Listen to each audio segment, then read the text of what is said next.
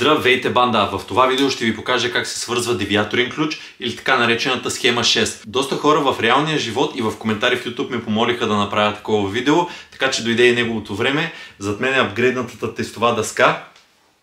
След малко ще я видите и на земята.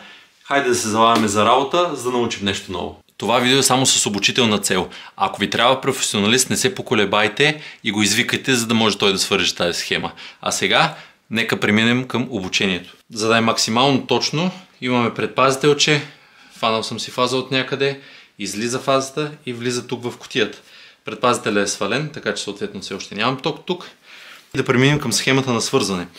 За да може да свържете девиаторна връзка, два девиатора с осветлението, ви трябва следното нещо. Трябва ви трижилен кабел от единия ключ в кутията, трижилен кабел от другия ключ в кутията, захранване и осветително тяло също в кутията.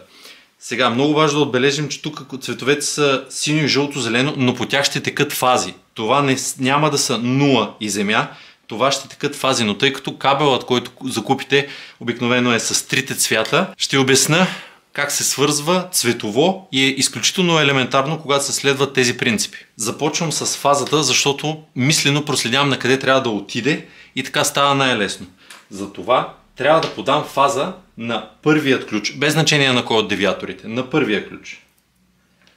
Ето е фазата на девиатора.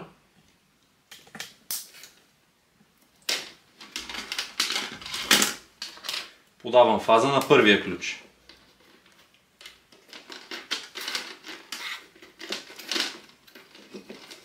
Така е доста по-удобно с тази разклонителна кутийка тук. Няма да ги прибирам вътре, за да се виждат. Преди това обаче трябва да ви покажа какво представлява девиаторния ключ и местата за свързване на кабели. Всъщност него има три клеми. L, 1 и 2. Трябва да се запомни това. Обикновено са L, 1 и 2. L свързваме фазата, която току-що свързахме в кутията, така че хайде да продължим надолу към дъската. На L свързваме фазата, както вече казах. След това при девиаторната връзка имаме две излизащи фази. На първият ключ няма никакво значение къде се свързва синия проводник и къде е жълто-зеления. Обикновено аз следвам винаги една и съща логика и свързвам синия до кафевия на позиция 1 на ключа. След това на позиция 2 свързвам жълто-зеления. Връщаме ги в кутията. Обикновено кутията се свързва първо, тъй като така е строителният метод. Кутиите и електроизолацията се прави първо, но в случая ги правим наведнъж.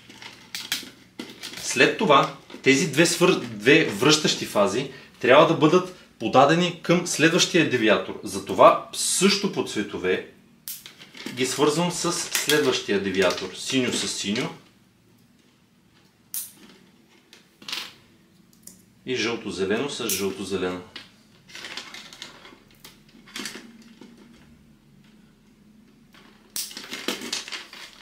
Тях ще ги свържим и директно в ключа. Тук има огромно значение как сте свързали първия девиатор. Ако синьото ви е до кафявото, на втория девиатор трябва да е по абсолютно същия начин, иначе схемата няма да работи. Затова на 1 връзвам синьото, а на 2 връзвам жълто-зеленото.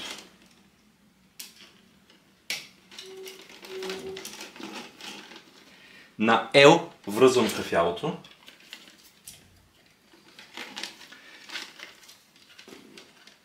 И останах с това кафяло, което се идва от втория девиатор. То всъщност трябва да бъде подадено на осветителното тяло.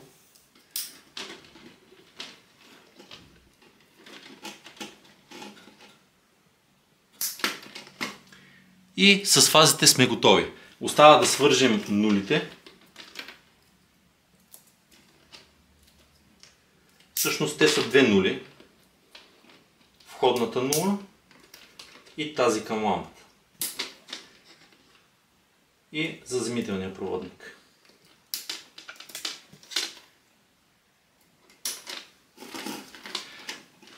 Бърза проверка и какво всъщност правя.